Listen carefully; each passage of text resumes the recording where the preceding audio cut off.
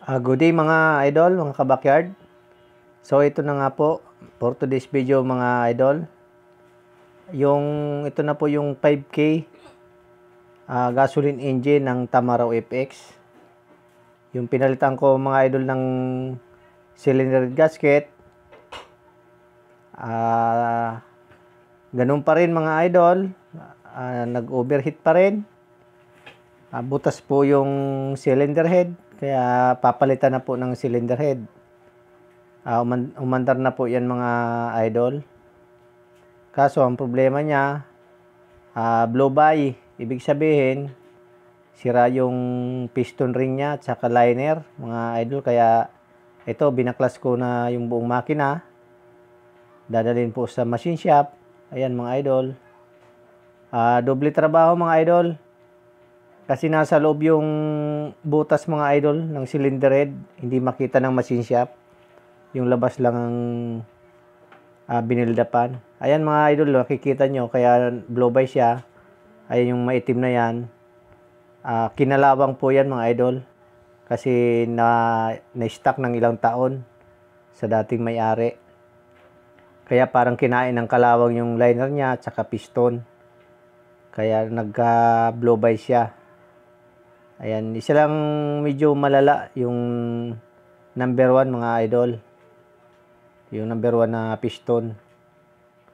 Ayan mga idol, kita nyo ibang kulay niya. Kinain na siya ng kalawang. Ayan po. Ayan mga idol, kita nyo. Kaya gagawin po dyan, i-sliban po mga idol. Tatanggalin yung piston na yan. Papalitan din.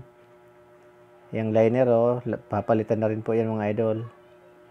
Ayan. Yan po yung cylinder na yan idol. Papalitan na po ang buo yan. Kasi ayan, bagong machine siya po yan. Ayan, inano po yan. Hininangan. Kasi nga kinain din ng kalawang yung mga butas na yan. Kaso, ang problema mga idol, sa loob pala niyan, may problema. Hindi dyan sa labas ang problema lang. Pati sa loob niyan, sa gitna. Yan. Yan, may butas din po. Kaya lumalabas sa tambutso yung kanyang tubig. Pag linagyan ng tubig. Yan po yung tambutso, papunta sa tambutso. Yan, lumalabas po dyan. Pag binuhusan mo dyan, lalabas po dyan. Dapat hindi po lalabas mga idol kasi linya po ng tubig yan. Yan, tambutso po yan. Yan. Tambutso po. Papuntang tambutso yan. Yan, pag binuhusan ko po mga idol, lumabas doon, sa daan ng tubig. Ibig sabihin po, may butas sa loob. Yan.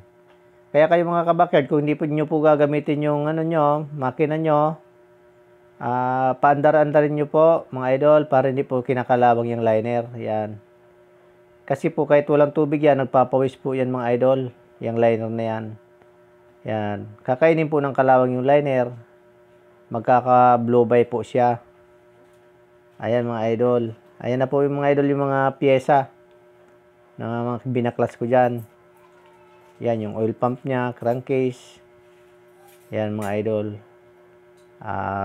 Para mamaya, dadali na sa machine shop para mapalitan ng liner at saka piston. Saka mga bearing. Ayan pa mga idol, yung ibang pampyesa niya. Yung valve cover. Yan, medyo may tama-tama na rin yung valve cover pero hindi naman siya masilan. Hindi kagaya sa makina, sa loob ng makina. Ayan mga idol, hugasan na lang yan pag natapos na mga idol machine shop para malinis pag sinalpak na. Ayan mga idol, ilalak na natin mga idol para hindi baka madaanan ng lupin, mabitbit yung ibang pyesa. Lalong mapalaki ang gastos. Ayan po mga idol yung radiator, ipapasok ko na rin to dito sa loob. Kasi mahal po yan. Mahal sa junk shop yan, tanso po yan Yan, ipapasok ko na lang din po dito sa loob mga idol para safe siya. Baka madaanan ni lupin. Ayan mga idol. I-update ko kayo mga idol pag natapos na sa machine shop at mapaandar ko na. Ayan mga idol, madala na sa machine shop. Ayan, pinagbaklasan mga idol, yung kaha niya. Tamaraw FX po yan mga idol. Ayan, sara ko na rin to mga idol kasi wala naman ang kukunin dito. Ayan mga idol, napakakintab na sana mga idol ng pintura niya, oh. Pero mga idol, mayroon ng buyer yan. Hinihintay na ng buyer yan.